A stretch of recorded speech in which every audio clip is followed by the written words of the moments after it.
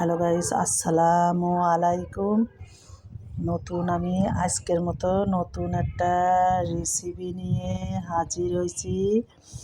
কদু দিয়ে, লাউ দিয়ে, আলু দিয়ে জিয়াল মাছ, শোল মাছের বাচ্চা, টাকি মাছ যারে বলে, ওইটা দিয়ে আমি ভাঙা ভাঙা করে রান্না করেছি। প্রথমে দিছি তেলের পাট দেওয়ার পরে নুন, হলুদ, কাঁচা ঝাল, তারপরে রসুন, পেঁয়াজ, জিরে ভাজিয়ে থুয়ে পরে নামানোর আগে ওইগুলো ভালো সুন্দর করে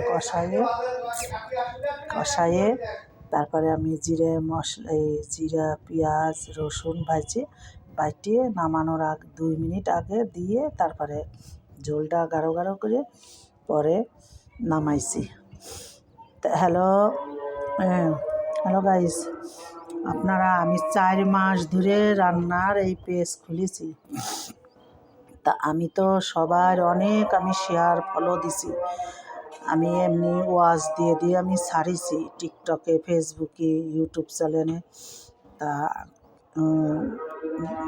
আপনারা কেন আমার ফলো শেয়ার বেশি বেশি করে দেন না?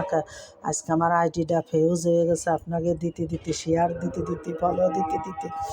তা আপনারা পারেন আমার আইডিটা ফিরে আনে দিতে। তা আপনারা দয়া করে ফলো, শেয়ার, কপি লিঙ্ক করবেন বেশি বেশি করে।